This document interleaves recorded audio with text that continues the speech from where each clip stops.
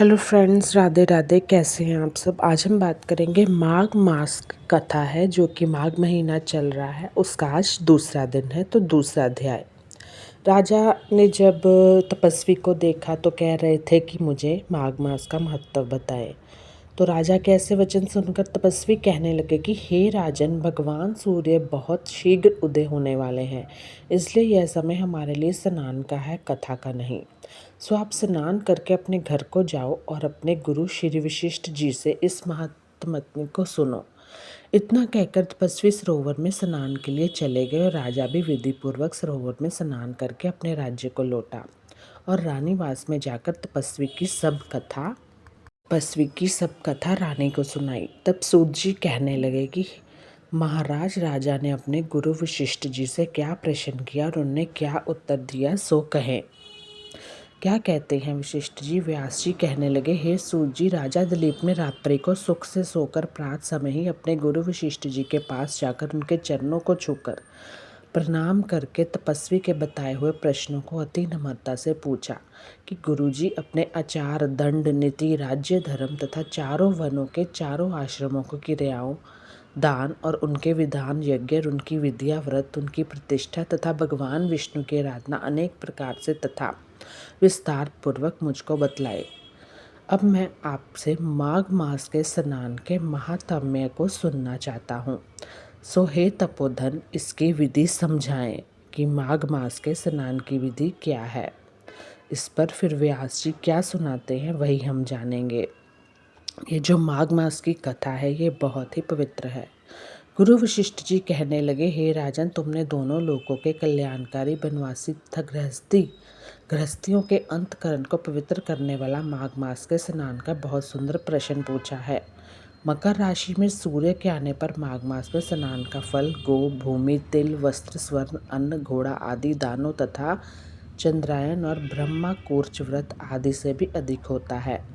विशाख तथा कार्तिक में जप, दान, तप और यज्ञ बहुत फल देने वाले हैं, परंतु माघ मास में इनका फल बहुत ही अधिक होता है।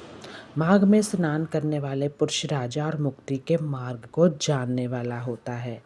माघ मास का जैसे महत्व बहुत है, जिसमें आपको बताती हूँ, उसमें दान पुण्य कमाना, मतलब एक तरह से ये मौका मिलता है इंसान को।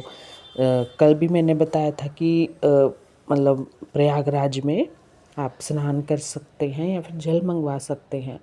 दिव्य दृष्टि वाले महात्माओं ने कहा है कि जो मनुष्य माघ मास में सकाम या भगवान के निमित्त नियम पूर्वक माघ मास में स्नान करता है वह अनंत फल वाला होता है।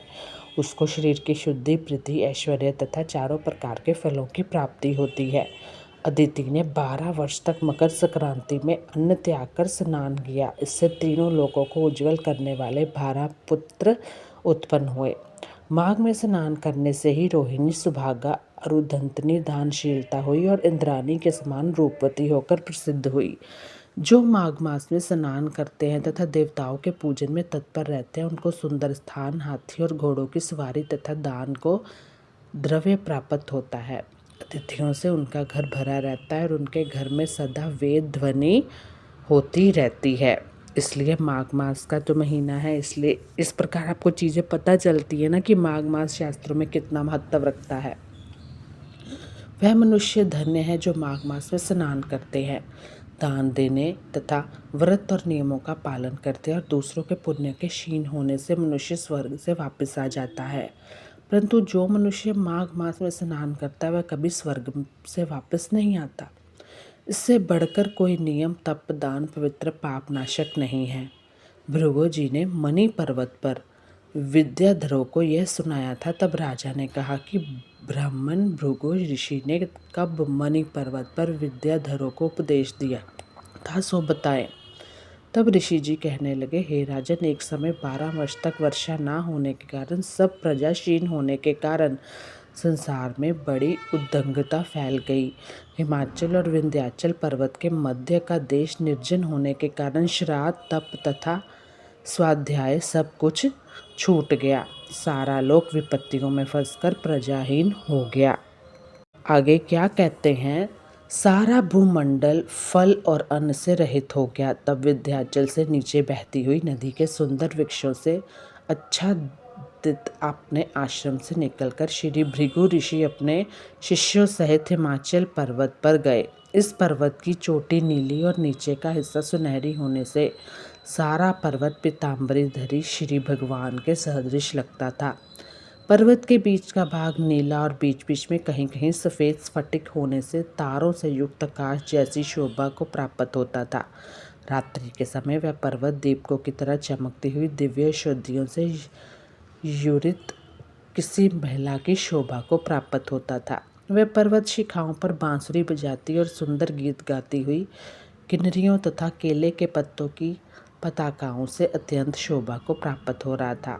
यह पर्वत नीलम, पन्ना, पुखराज और इसकी चोटी से निकलती हुई रंग बिरंगी किरणों से इंद्रधनुष के समान प्रतीत होता था। तो इस तरह बताया गया है कि स्वर्ण आदि सब धातुओं से तथा चमकते हुए रत्नों से चारों ओर फैली हुई अग्नि ज्वाला के समान शोभयान था। इसकी कंदराओं में काम पीड़ित विद्याधरी अपने पतियों के साथ आकर रमन करती हैं और गुफाओं में ऐसे ऋषि मुनि जिन्होंने संसार के सब क्लेशों को जीत लिया है, रात दिन ब्रह्मा का ध्यान करते हैं और कई एक हाथ में रुद्राक्ष की माला लिए हुए शिव की आराधना में लगे हुए हैं। पर्वत के नीचे भागों में जंगली हाथी अपने बच्चों के साथ खेल रहे हैं तथा कस्तूरी वाले रंग बिरंगे मृगों के झुंड इधर उधर भाग रहे हैं। यह पर्वत सदा राजमहल तथा मोरों से भरा रहता है, इसी कारण इसको हेमकुंड कहते हैं। यहाँ पर सदैव ही देवता, ग्रहक और अप्सरा निवास करते हैं। तो ये थी अध्याय 2 माघ मास की कथा। कल मिलते हैं तीसरे अध्याय के साथ। तब तक के लिए धन्यवाद। आपका दिन भी मंगलमय हो और खुशियाँ भरा रहे।